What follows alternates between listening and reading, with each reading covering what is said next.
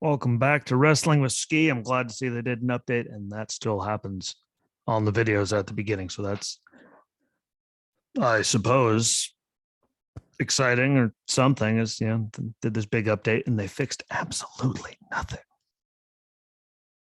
At least nothing that was bothering the holy hell out of me. Should surprise no one. No, I mean, shouldn't surprise anyone either. So is what it is. But I was gonna, wait until we had some live stuff after, there was so much to take in with Dan, and we talked for a while, but then they went and they did it again. I mean, I wanted to put "Oops, they did it again" as the title, but I don't think it was by accident. And well, they keep doing it. So, I don't know.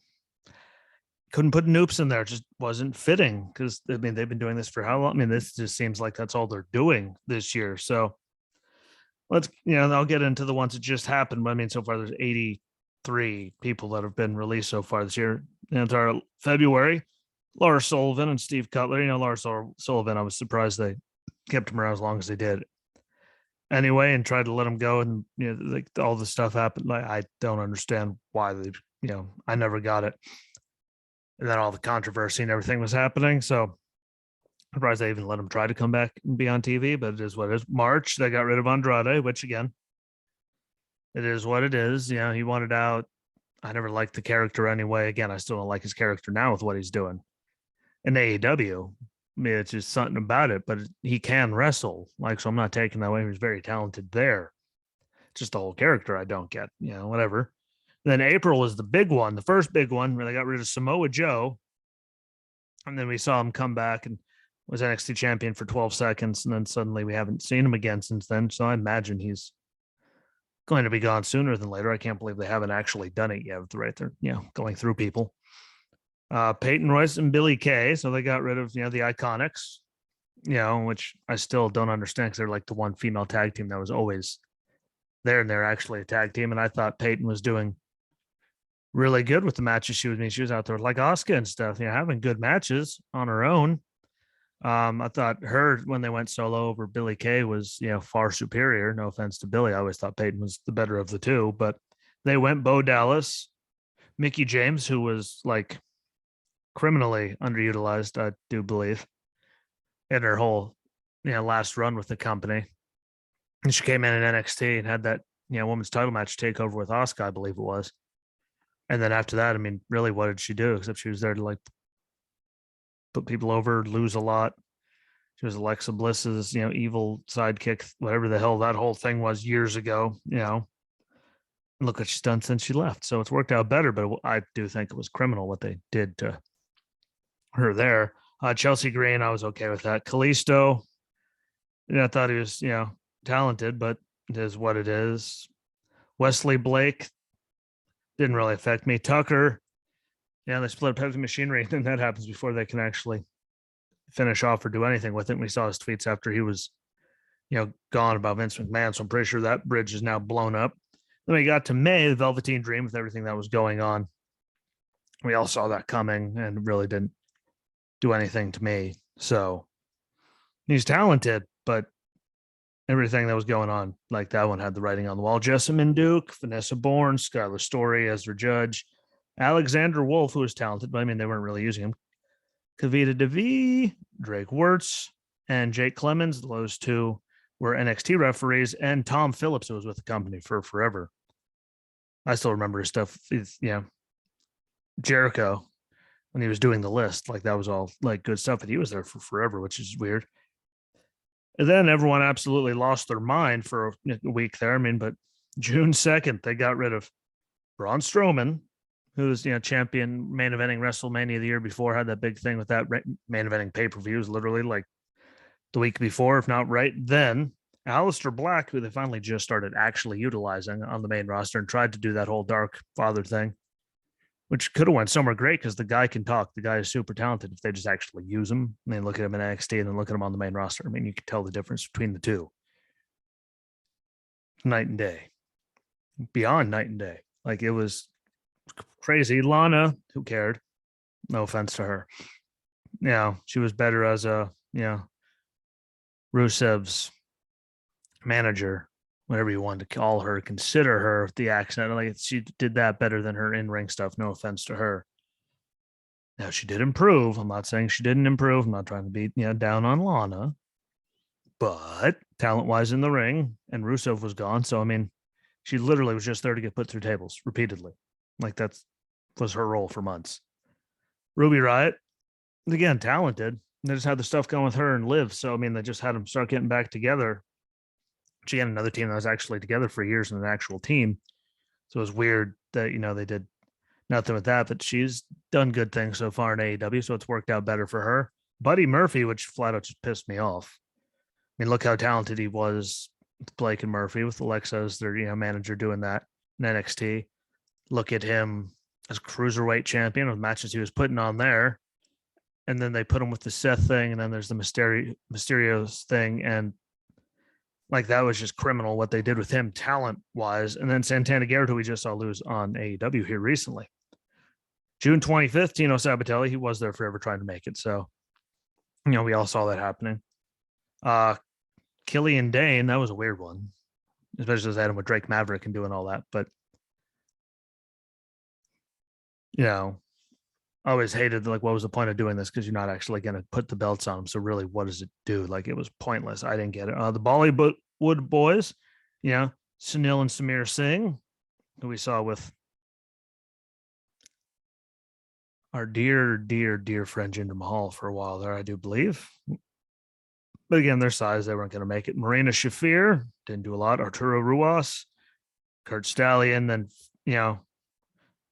Fandango and Tyler Breeze, Berzongo. I mean, there's some great talent there. And as Dan said, like we've said before, Tyler Breeze did that whole selfie. The Prince of Pretty was way better than Austin Theory's pulling it off right now. I mean, that was just for how long they were there. It was just weird. I mean, Everrise, Chase Parker, or Matt Martell, like I was just talking about them. I couldn't tell you what the hell their name was in AEW, but I didn't like them as Everrise, and I don't like them now. It's the way it is. Tony Nese, who we see on AEW, in the crowd all the time.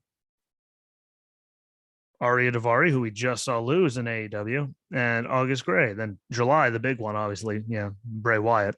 Anyone that saw me on Halloween, like I think at one point before we did that triple threat match, show, did the triple threat, me, Justin, and Dan. I'm pretty sure me and Justin were both in Fiend masks at one point.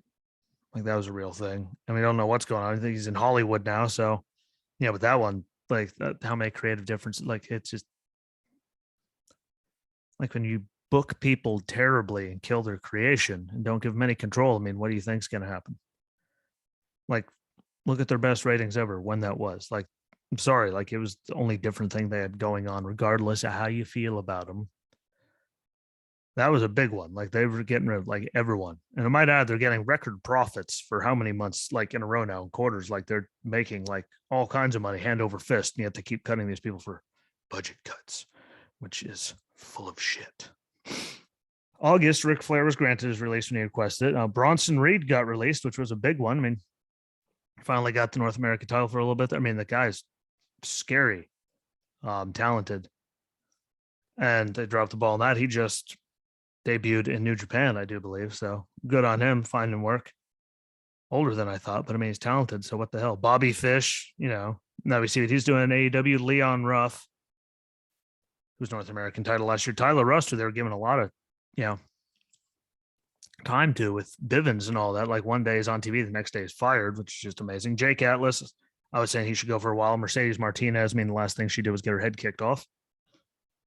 They didn't really do a lot. Like they gave her so much in the Mae Young Classic Cup, whatever they, And then she got there. I mean, she had that one title match. I mean, she didn't really do a lot to me, her screaming at every move there for the longest time just blew my mind too. But underutilized. Asher Hale, Giant Zangier, Zachariah Smith, Kona Reeves, Ari Sterling, Stephen Smith, which is a referee in NXT, So there's 3 for the year, and Desmond Troy. Then November 4th, we lose Keith Lee and Mia Yim. Like, and anyone knows how talented they are, like look at their stuff in NXT and really their stuff before that, like in Evolve and everything else. They were like another great set of underutilized. Nia Jax, I mean, it was a long time coming. The consensus on the internet is that was one that actually freaked everyone out the most because, who she's related to. And after all the injuries and everything else, we didn't think that anyone was going to do anything about, like, she was going to stay there forever. Because no matter what she did, she stayed there forever. So didn't see that one coming because, just who she was related to. But I thought that was justified years ago just for all the problems in the ring. Eva Marie, I don't even know why the hell they brought her back. Like, that was pointless and dumb. No one cared. Like, she could have went out there buck naked. No one would have cared. No one cared about the evolution. No one cared a damn thing about any of it. And all the people they let go in that amount of time to still pay her for doing nothing. That was it. Nothing. You may argue me on that one. She did nothing. Karrion Kross and Scarlett Bordeaux. I mean, look what the hell. And there she is. But there's more of her and him everywhere. I'm not hung up yet, but look what Kross was in NXT and Triple H's creation with Scarlett there with them. Like, they were the hottest thing going, like all over the place. Everyone knew about it. Then they got to the main roster and suddenly changed his gear. There's a helmet. Entrance is different. No Scarlett. Like, look where he was before he got to the company. Look what he was in NXT, and then look what they did to him the second he showed up on Raw, where they had Jeff beat him. No offense to Jeff, but I mean, indestructible force to that. Then goes back on NXT and just beating people left, right, and differently. Like, it was just dumb as hell. It made no sense. Grand Metalik and Lince Dorado, Lucha House Party. I mean, they were super talented. I thought of those title matches they were getting all over the place. They should have got something. Just talent-wise, I mean, you shouldn't deny that. Even if it's just a little thing, just to see. I mean, they were in-ring phenomenally. I guess, it could be a language thing, but now they suddenly have guys on NXT, like, Imperium talking in their native tongues and subtitles. So it depends on who you are. B-Fab, Brianna Brandy went away like right after they called them up to the main roster, which, I have a theory on all that, but I'll get to it after all the names are done. Harry Smith, Oni Lorcan. I mean, I liked his work, but I thought it should have been over a long time ago. Frankie Monet. Taya Valkyrie was much better. They utilized her properly all over the place. I never liked Frankie Monet's, the character. Just, there's something about it that just hurt my brain. Then they put Robert Stone in there, which hurt my brain even worse. I thought she was better before that, and thought she was done dirty that whole time. Ember Moon, like, that was just a damn shame. Look how long she was there. Look how talented she was. But, again, these, two theories, actually. But Trey Baxter, Jesse Kamea, Jeet Rama, who his goodbye was getting mauled on NXT just a few weeks ago. That was cute. Zaida Ramir and Katrina Cortez. And then yesterday, being November 18th, John Morrison, which that had to be something with the Frankie thing. And Frankie was pissed after she got released and he lied to everything else that she said, like, for us to all, spend our money with all the other different alternatives we have to WWE because they don't give a damn. She said it much meaner. And, well, I've been saying they don't forever. It really feels like they've been trying to, like, shoot themselves in the foot, like, continuously for about a couple of years now. But the last 2 years, I mean, they've put it onto hyperdrive. And I just feel Johnny, like, comes back and what was he? Like, he did Mrs. Henchman until Miz turned on him. Miz went to do Dancing with the Stars. We've seen him backstage sitting there a few times and gone. Like, he didn't actually do anything in his run, which is a damn shame for the talent that he is. And I thought he deserved better. I've been saying it. He deserved better. I don't know, though. But again, the way it went with Frankie, I mean, they're married. So that could have been like, you're releasing me now kind of thing. Tegan Knox went away. And then Top Dollar, Ashanti the Adonis, and Isaiah Swerve Scott finished, hit row completely gone, after they lost B-Fab and they were on TV every week since, like, they got drafted talking and all that. So, again, I'll get to it. Drake Maverick, who I will say that video he had to pick yourself up and keep going, like his video since he found out his release, which how he put that together so quick is actually kind of mesmerizing how, fast he managed to put all that together and edit together and all that. But It was good, and he had a good little run there. I mean, every time it was supposed to be done, it wasn't. But having him run around through the 24/7 thing, I mean, it's probably better this way anyway. Go somewhere where they'll appreciate and actually have something for him. Shane Thorne and Jackson Riker finish it off 83 so far this year with still record profits coming in across the board. And I said, I had two theories, and here we go. Like, so many of these people came from, when Triple H was doing NXT. I mean, look at all the ones that went through there. Lars, Andrade, Joe, Peyton, Bo, Billy, Chelsea, Wesley Blake, Tucker, Dream. Let's try and pick out the big ones here. Alexander Wolf was down there. Strowman at a point, Aleister Black, Lana, Ruby, Buddy, Santana Garrett. I mean, Killian Dane was down there. Fandango and Tyler Breeze, whatever, under whatever, Johnny Curtis, any other name they were done, known as down there. Tony Nese was in the, cruiserweight thing, but, Bray Wyatt came from down there. Bronson Reed was down there. Bobby Fish, Leon Ruff, Tyler Rush, Jake Atlas, Mercedes Martinez, Keith Lee, Mia Yim, Karrion and Scarlett, all a hit row, Oni Lorcan, Frankie Monet, Ember came from down there. Trey Baxter was down there. Tegan Knox was down there. Drake Maverick did stuff down there. I mean, like, if you look at it, I mean, literally every last little bit of anyone that Triple H had signed and ever worked down there seemed like they just got the shaft. So we could have all of his guys. I mean, some of them, like, I'm not complaining about all of them. There's a lot, like, even all those names, like, there was a lot of them, but there was so much misused talent and all of that it should be criminal. And literally, it looks like he's getting rid of anyone that meant anything in Triple H. And I'm sure, sadly, Gargano and Ciampa are on their way out soon enough. And I'm sure Pete Dunne will get released because, even though I just signed a contract, I believe, like, he's going to be gone. I mean, Samoa Joe, I can't believe they haven't yet. But, like, everything that he touched and built down there went to the main roster and got pretty much ruined. You could say, oh, but these people had success. Yeah, these few people. Look at all the ones that didn't. Got up there, got underutilized, and just mauled. And then there's the other one, which it's amazing that, Tegan Knox, got called up and we saw her once. All of Hit Row was up there for about 12 seconds before they got released. I mean, there's all of those people that, and those guys, I mean, like, you call them up, you do a big thing, you have them get drafted. They're sitting there talking every week, and then conveniently through, like, they get rid of her after like a week or two, and then they get rid of the rest of them like 2 weeks later. Like, it's convenient that they all sign their new main roster contracts. So the 30-day clause turns into a 90-day clause, which would have been 90-day if they kept them all, 30-day if they kept them all down on NXT. I mean, like, really, what the hell was the point of getting them up there? Because they accomplished, I mean, they talked, they were starting to build stuff, and then you got rid of them. So what the hell was it for? There's no good thing about what it was for. Unless it was just planned, to do that.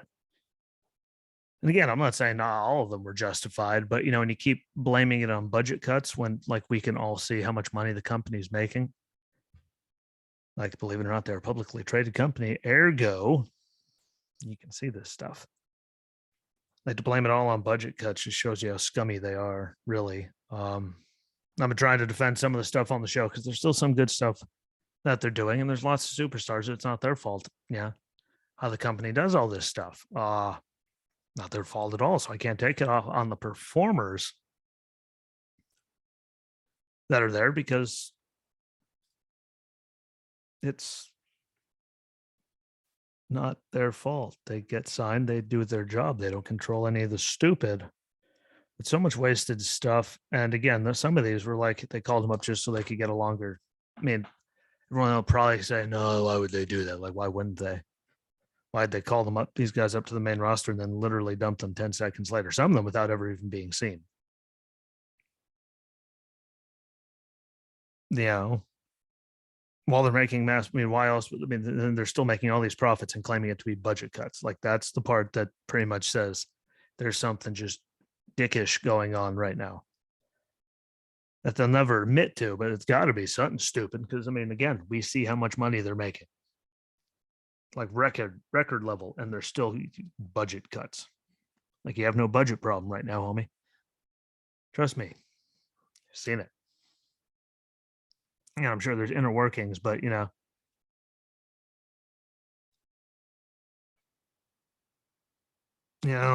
all these, and they said, the same thing, like, budget cuts for the Fiend, even though he's one of the top selling merchandise guys. So that was a crock. We all know it. Then more stuff comes out about him and Vince not getting along, and there's that, it's stop killing the character. Probably get along great. Excuse me.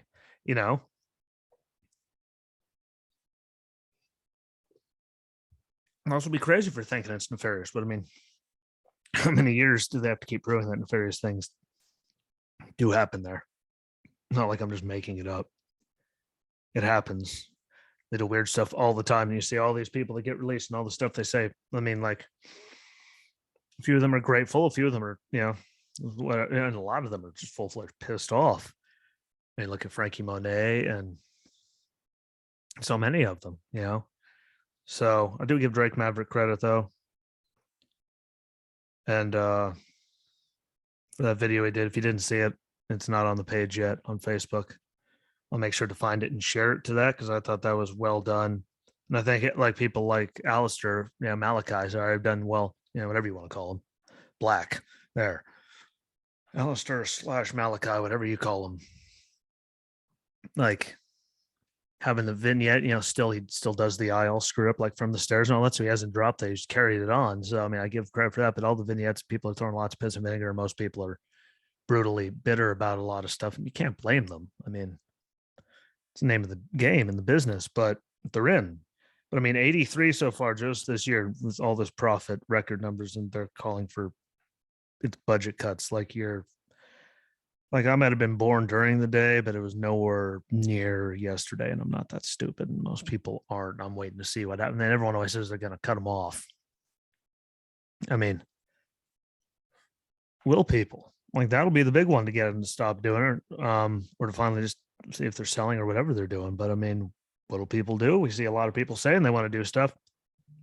You never know what they're going to do. We'll see what's going to happen. I mean, I'm going to keep doing what I normally do. Like, I have, I'm going to see Survivor Series just because I was already talking about it. And then while DVR, hits everything else, we'll see. This is just, I just find it to be ridiculous at this point. And there are alternatives out there, like Frankie said. So if you can find those, find them. Give those people the time of day and money to help them out, to build up them with viewership, which gets them more sponsors and, can help get them to the next, level. To really, there's lots of competition that everyone can see stateside, against WWE. I mean, and go against AEW. I mean, like Ring of Honor going away sucks, but I mean, there's still Impact. Again, New Japan, people they got. There's all kinds of stuff. So there's alternatives. If you're that mad, go do it. I've always wanted to try to catch as much wrestling as I can now that the schedule actually lets me. So I'm trying to figure out how to watch a lot more of just everything in general so I can get a good feel of it all. So I still think that's the best thing for the business. More eyeballs on more, products and more superstars or whatever you want to call them, like, is good for the business as a whole. So I don't know. That's my take on it. I think a lot of it's ridiculous, and it seems like there's some nefarious garbage going on to some of it, but it is what it is. But again, a lot of things, it's either that or all they're just getting rid of all of Triple H's guys for the new guys because there's so many of them on that list for people that were there strict, that he signed and all that when he was running it. They've been just hammered. So again, some of it was necessary. Like in some of them, they weren't using them. So like, why the hell are you keeping them? Like I get allow that, but some of the bigger guys, there's just, I don't know. I'm waiting to see because the year is still not over yet. So we'll see what they keep doing. But they keep finding this many people, they're probably going to find more. So we'll see though. I just couldn't believe they dropped that many. Like Hit Row, like you just called them up just to dump them all. Like that's mesmerizing. Especially with how much TV time they're getting. That's the big one. Like when they did Alistair after they started the Dark Father and he was doing all the vignettes and they gone, boom, done. Never know. Fair update. I don't know if I'll be on tomorrow to do SmackDown, do a recap of that and Rampage. I'm gonna try. Schedule permitting. I don't know what the actual schedule is. It's changed like 3 times, but I'm gonna try to get on there regardless. I'm gonna be on Sunday to give my preview for Survivor Series. Don't know if I'm gonna get Justin, Dan. It's just gonna be me. I don't know, but that will happen Sunday regardless, and I might just do a double. Go over SmackDown and Rampage quick, and then give my predictions. Just do a big show, but that's gonna happen. Like no matter what, I'm previewing Survivor Series on Sunday, so make sure you're paying attention to check that out. It'll be well before it goes on the air, so you have time to listen to it before it happens if that's your thing. But otherwise, I do appreciate you checking it out. Thanks for watching and listening. Thank you. And all over the place. We got to still have United Kingdom, Singapore, Philippines, like all of you, in those other countries out there, and everyone in the here in the States. Like I appreciate you. Don't forget to share it out. Comment on any of the videos, whether it's Facebook, YouTube. You could message me. Needs a way to get a hold of me, but share them out. That's the really big one. There's that thing right there. Justin did it. So sums it all up, but I appreciate y'all. Thanks for checking it out. Please share it out. It helps. And no matter what, I don't know about tomorrow, but I will be on Sunday. So until then, enjoy the rest of your weekend. Enjoy whatever you're going to do. Enjoy the wrestling. And until next time, my friends, peace.